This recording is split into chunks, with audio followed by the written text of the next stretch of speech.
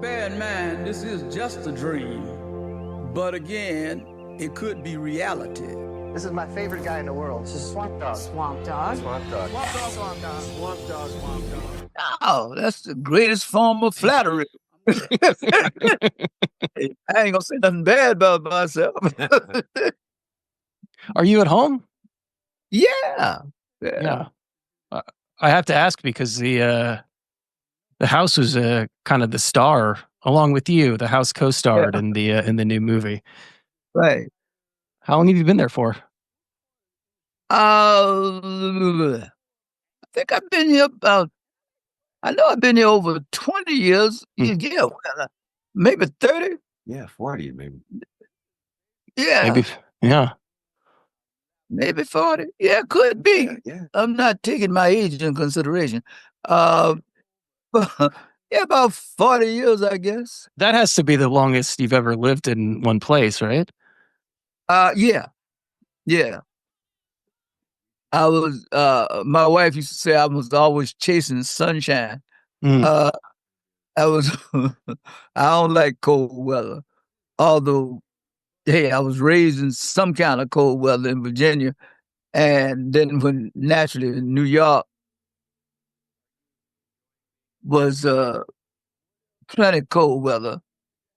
Miami, Florida, when I moved there, that was nice. I liked it. I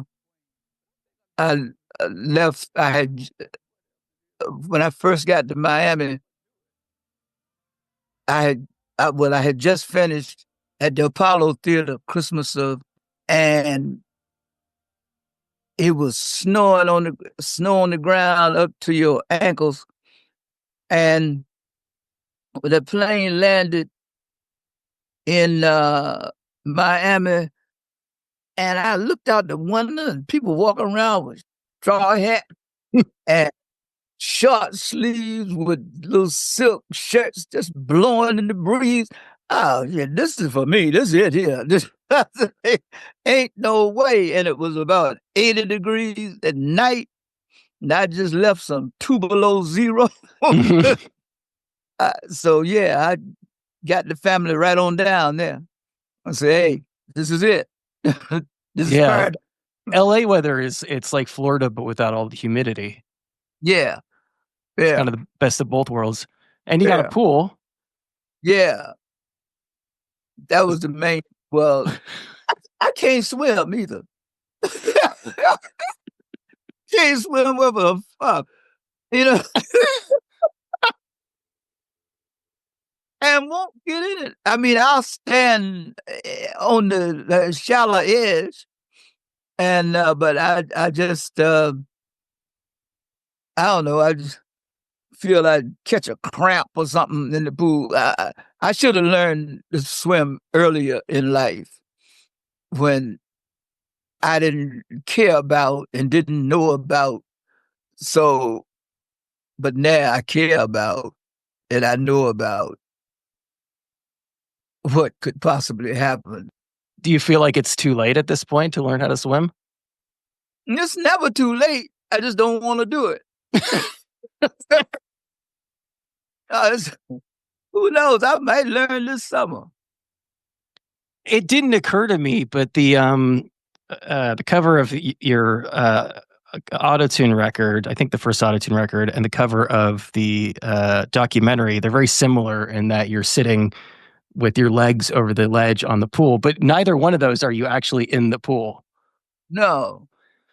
But at least I'm sitting on the deep end. But very careful. That's a good Swamp Dogg album title, Sitting on the Deep End. Yeah. That's been the story of my life. I always mess around and be in the deep end. In what sense? I get out. Business-wise, mostly. I had a couple of times that I had to be forgiven by my wife, and that was a deep end. And it was really pointing towards end, but it worked out. Yeah. We lived happily ever after. My understanding is she played two roles in her life. She was your wife, but she was also your business manager at the same Yeah. time. Yeah. So you had to listen to her. Yeah. Yeah. Well, especially when I found out that she was always right and I was always wrong. I mean, why not listen? Was that a lesson? Was that a lesson you learned that you were always wrong once you were married to her? Yeah. Yeah. Yeah. Sure. In terms of ups and downs, I mean, something that's covered in the documentary that was fascinating to me was the time that you spent working with Jane Fonda and with Donald Sutherland doing a lot of this protest music. And you said ultimately that that had a big negative impact on your career trajectory. Yeah. Um, Electric Records had positioned themselves to do great promotion campaign, and instead I got dropped from the label when we went out to do the protests at the Washington Monument. Uh, we had an order for 50,000 pieces that week, and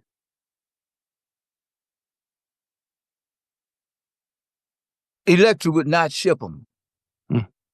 They would not ship them, and that was the start of them saying, "Hey, man, uh, yeah," especially with the song "God Bless America for What," and they would, and they said, "What's this rat about?" It's the black man is finally on top. I'm just, and they say, "Hey, man, this motherfucker gotta go." They said we can't have that. Right. So, plus, if you look back on their history, they only had one black artist at a time.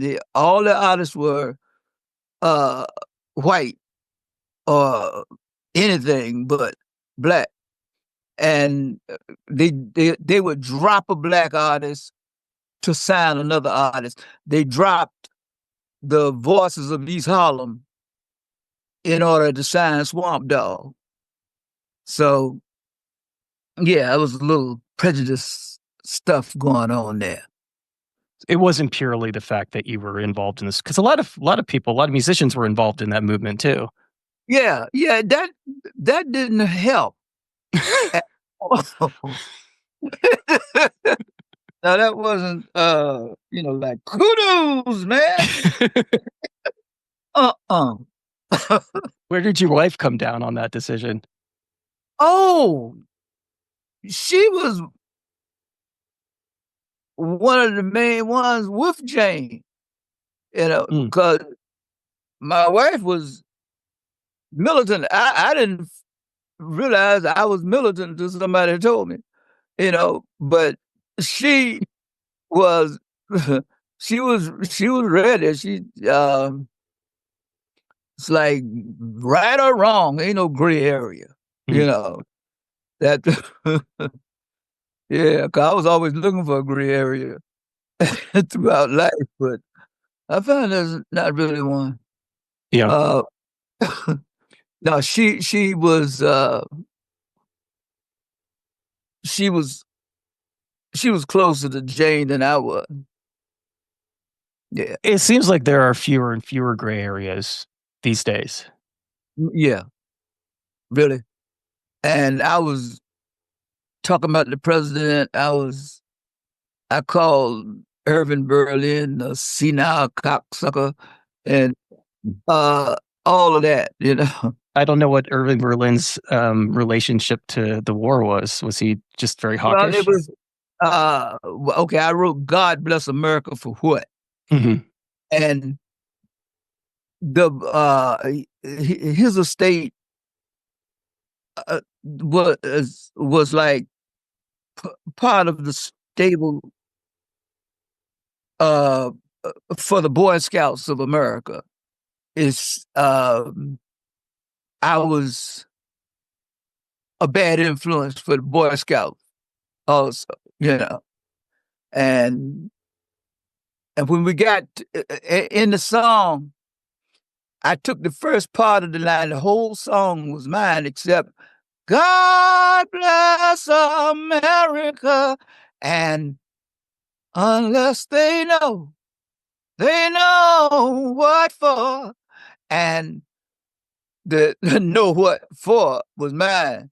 But I had to, for it to be God bless America, I had to sing the melody, and Irving Berlin Foundation didn't care for that. So then I just talked about him in the Crawdaddy magazine and all of the magazines, especially the crazy ones that was coming out of San Francisco. It was, they loved me in San Francisco. But anyway, that, and it didn't help when Jane went to Vietnam and took pictures on the laying on the tank. Hanoi Jane. Yeah. That didn't help it any. So I was considered a subversive, an enemy, a mean person. But again, like you're on this But- list, but you're in really good company, it seems like. Oh yeah, some of the best. It's funny now. Yeah, it's funny. That was again becoming Swamp Dogg, looking for Jerry Williams. It I did some things that were a little premature. Mm. I could have gotten away with just about everything I did if I had thought it out a little bit more. You mean you rushed into things too quickly? Yeah.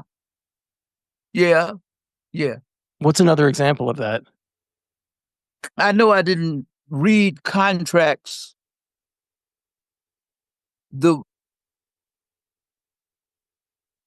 and the way they should be read, which is completely. And I didn't seek counseling on a lot of things. As a result, I ended up in some kind of a hole each time. That pushed my career back a little. And if you keep doing things like that, after a while, it will start to hurt you. Well, yeah, I was just too quick with, I'll do it, that without even thinking about the consequences. So, plus I had a lot of growing up to do. When I got married, I didn't realize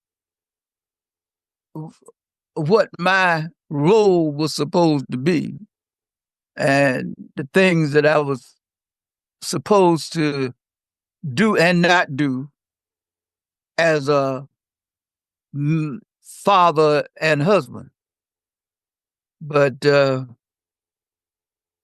Yvonne showed me the way. All things considered, your daughter turned out pretty well, it seems.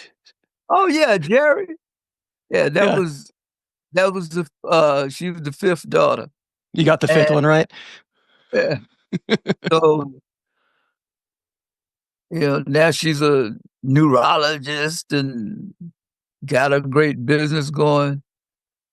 You talking about proud of her. And she's my manager, which I said, hey, you want to manage an old act? I'm here. I'm cool. She just want to do it. And I'm getting better response from what she's doing than what I tried to do after Yvonne's demise. She's doing good running. She's running her office, and she's on call at two other hospitals, and she's trying to manage an Asian act, not an Asian act, an Asian act. Aging. Yeah. Octogenarian boogie. It's one of those situations you can't be mad at her if she's too busy for you at a certain time because she's doing, brain surgery or whatever. Right. Yes. Well, can't you patch it up? Yeah. Finish it tomorrow. I'm always amazed when people can be a touring musician and be a father at the same time. That seems like an incredibly difficult thing to juggle. I found out real early, you don't juggle it. You take them with you. You take them with you. And you don't go off. First of all, if you leave them in one place and you go and explore another one, if you stay there too long, you will start another life. Because everybody needs somebody. And then it'll interfere with your main life, which is your marriage. If that's, yeah. It's best to take them with you, and life don't change if you do that. If it's gonna be good, it'll continue that way. I took them everywhere I went, as far as moving from city to city, and because I know I was Miami. I stayed too long without them until she called me one day and she said, "Hey, we taking the train on to Miami. Just get ready because I had already gotten a 1-bedroom apartment because it was cheaper than a hotel, but it was like I was preparing to live alone, that kind of thing. Yeah. So she killed that. But you left them out back in the cold? Well, they were in Virginia. It's not that cold. Okay. I thought you left them in Queens. No. No. Yeah, Queens. We only stayed in Queens a couple of years, about 3 years, I guess. But New York. She was born in Philadelphia. She was raised in Philadelphia. She loved cold weather. And I hated cold weather. And that was the only real stand that I took in our marriage. I'm not standing no cold weather. Now, if you want to go back to Philadelphia, if you want to live in New York, you got it. I'm not staying here, And I didn't. But other than that, I didn't care. I was 100% behind anything she wanted to do for herself, for me, for the kids, whatever. Yeah, I mean, it sounds like you were learning that lesson. This is something that I've only really recently begun to learn and take to heart. But the fact that you can't do everything on your own, that you actually have to confide in other people. Yeah.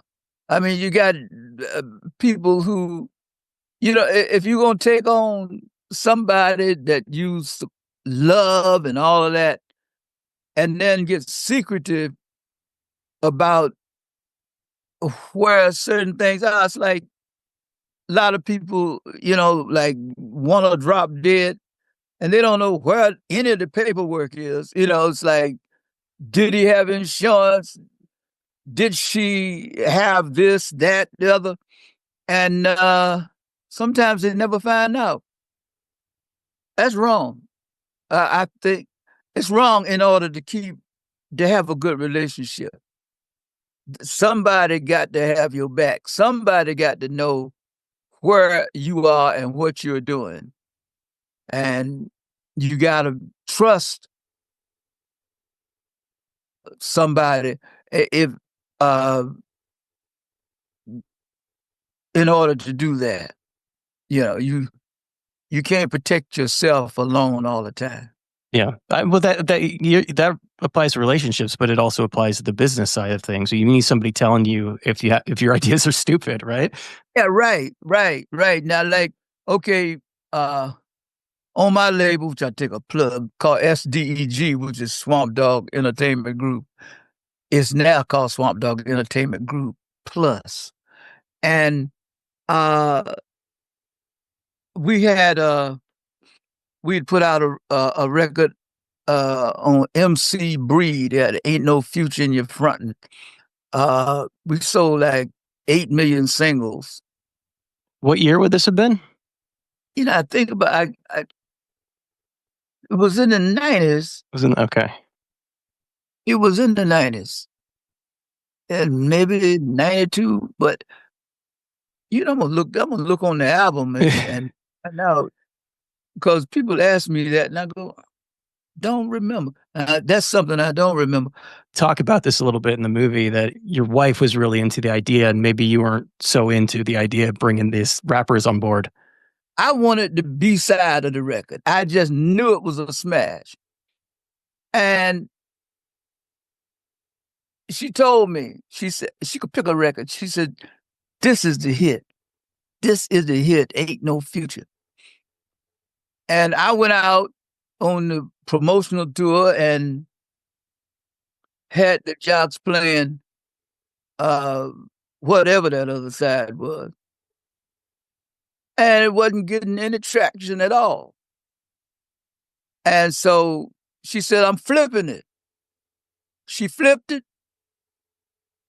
Record just took right off. I mean, I know we did 500,000 albums, and we did, it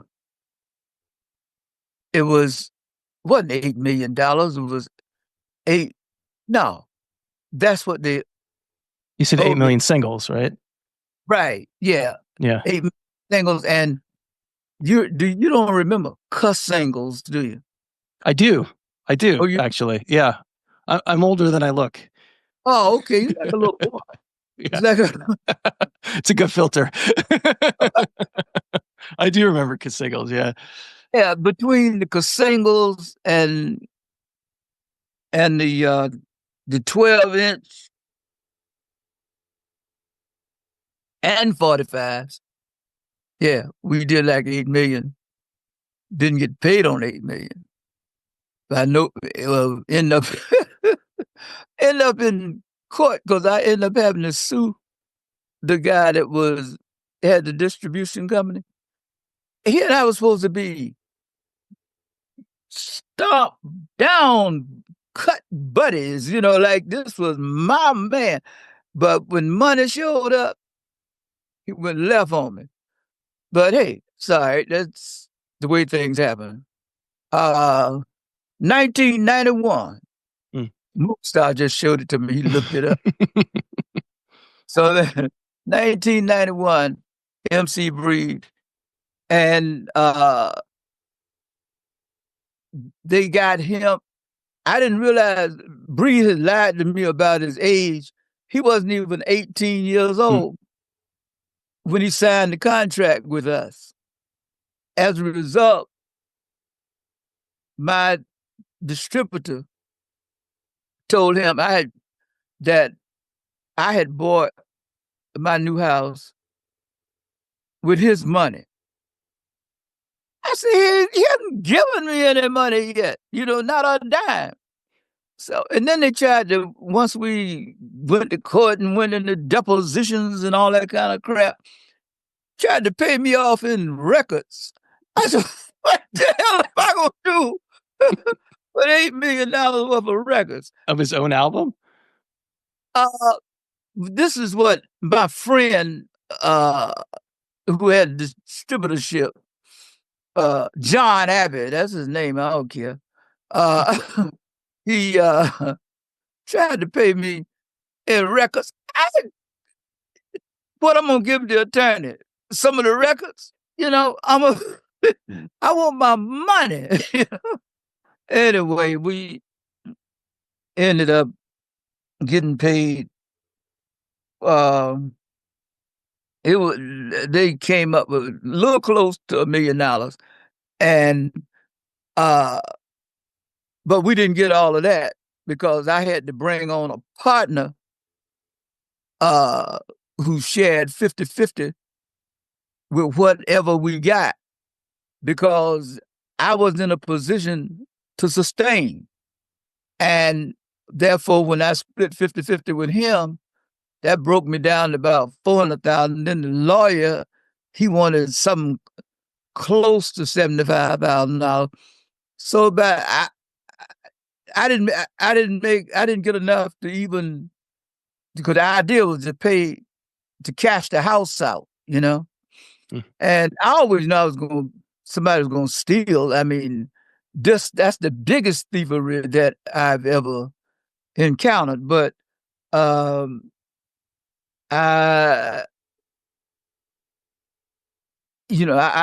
that I knew that I was going to have disaster where the money was concerned.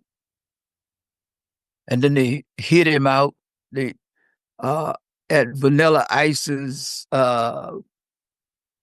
manager's house, and then which I end up getting sued by I think it was James Brown. You're sued by James Brown? Yeah, that's the second time James Brown sued me. Jay-Z, he sued when I had this girl, Doris Duke. We had the gold record to the other woman. I'm the other woman. And James contracted her to be on his show in Cincinnati or somewhere like that in Ohio. And Doris was always late for everything. She was late for catching the plane, the whole 9 yards. So James sued me. But I had my lawyer on it. Some kind of way it quelled itself. But now with MC Breed,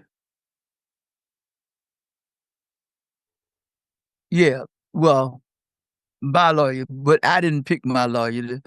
The person that had my back financially, that was getting 50% of whatever we brought in, I done hit a blank. Therefore, I need a lot of, I'll excuse you things. Yeah. No, I hear swimming is good for memory. Yeah. Yeah. Suppose you get out there and forget how to swim. Yeah. Think you'll wake up one morning anyway in your 90s and try to walk on the water, thinking, I'm Christ. Your most popular, did you ever think that you could do something like that? What? Walk on water? Yeah. Yeah. When I took it was food. They tricked me. In Miami, I went to a party, and the party was supposedly for me, and they put LSD in the punch. And I was walking back home. This is in Miami. I think I said that. From the party. And I was getting ready to take a shortcut. But the shortcut turned out to be a small river. And I was getting ready to go that way. But I had enough sense to work it out. I still didn't know what was going on. That was the first time that I'd ever encountered LSD. Now, I know everybody was just having fun and just offering me drink after drink. It's one thing to do it voluntarily. It's another thing to have it done to you. Right. Exactly. So I noticed, you know how wallpaper and some wallpaper be very, very busy. Mm-hmm. I could see objects and animals and stuff in the wallpaper, on the wallpaper. But it didn't bother me. That's the other thing LSD does. It doesn't bother you. But you don't know how long it'll stay with you. And I do believe right up until today that a lot of because I had bad anxiety attacks in the 70s. And psychiatrists and so forth, they hadn't figured out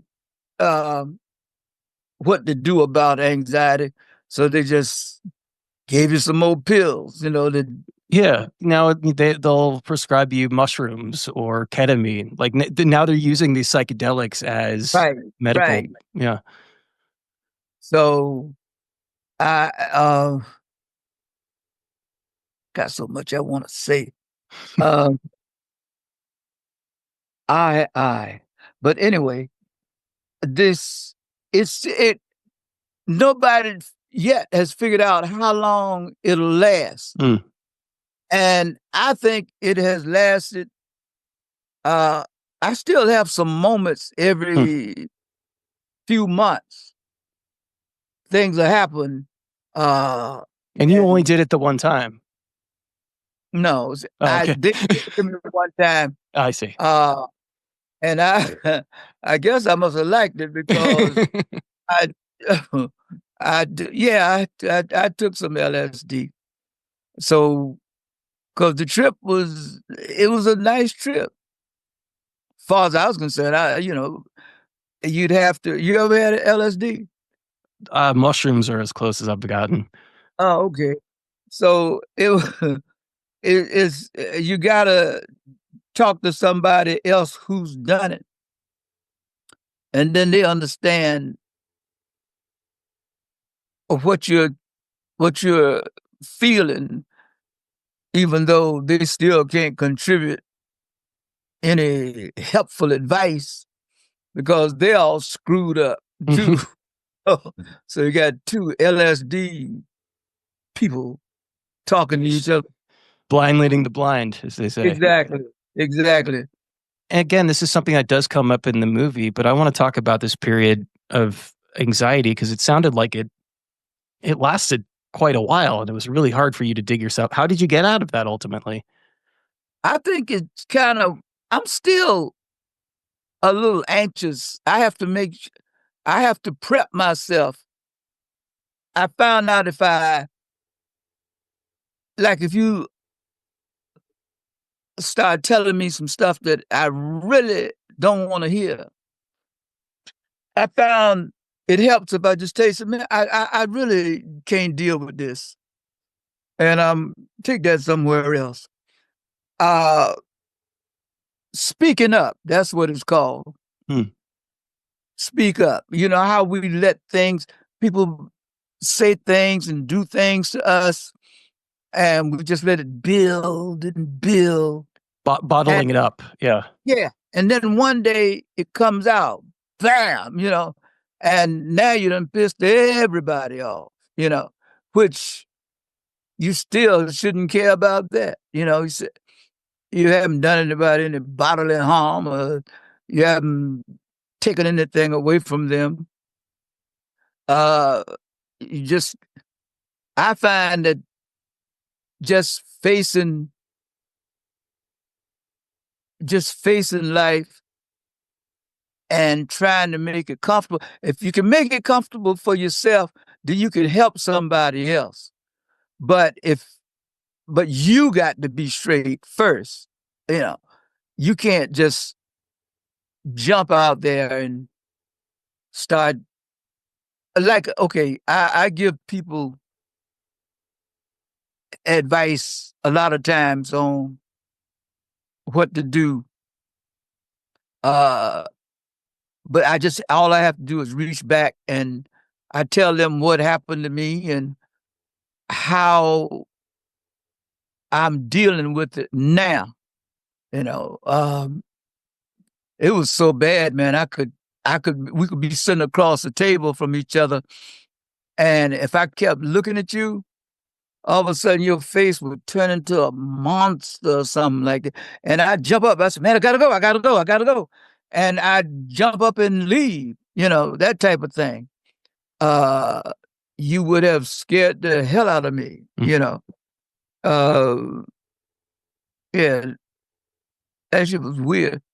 I never did any cocaine, never, never, never. Uh, well, we smoked a little weed in the 60s, a lot of weed. But That heightens my anxiety. I just get more anxious when I smoke weed. no kidding. Yeah. It used to mellow me out and make me hungry. I must have put on 500 pounds. It was, But you just seem like a mellow guy for the most part, or at least everything I've seen or heard from you. that's because I'm practicing not giving a. Is that something you have to work toward? Yeah. Yeah. Yeah. It's like having nice teeth. You got to continue to clean them, Mm-hmm. Can't just brush them once and try to get through life. People are going to standoffish. Yes, yeah.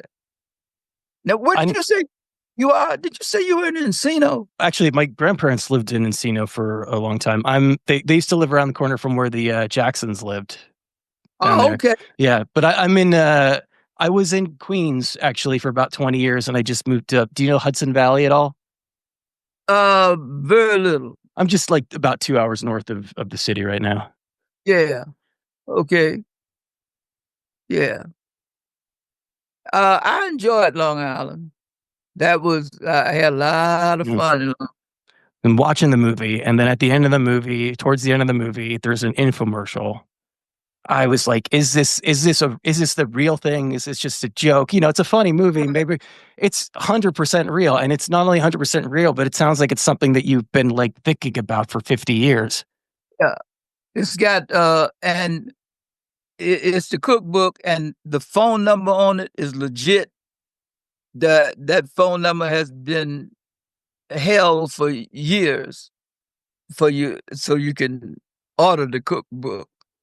And that wasn't my idea, but it's a great idea. When I saw it for the first time, I said, "Oh yeah, this is it." And the movie is going to help sell it because it's not a cookbook that you just stick in the cookbook section. It's a novelty cookbook. It's have you seen any of it? Yeah. No, yeah, it's in the movie, and I checked. There's an Amazon page with some of it too. Bo Diddley's Black Beans, is that right? Yeah. See, these. I think it's great. I think it's great. The concept that's been the concept for years and years. It's finally getting it out. What happened that after so long you're finally coming out with it in like June or July, I think? Well, I didn't. No, it's coming out the 28th. Oh, yeah, it's coming out. Yeah, same time as the movie premiere. Okay, we're doing movie premieres in conjunction with. Okay, so having the movie, that kind of motivated you to get this together. It motivated Ryan and how come I keep forgetting? And Isaac. I didn't see what they were seeing at the time. Didn't take long for me to see it. And yeah, I give them most of the credit. From that cookbook specifically, what do you want people to take away from it other than recipes? It's just, it's humorous. Just part of my life that I wanted to share. Yeah. Pieces. Yeah. I didn't say nothing about LSD and how to cook with LSD. It's a different cookbook, yeah. Yeah, that's a whole nother thing. You heard about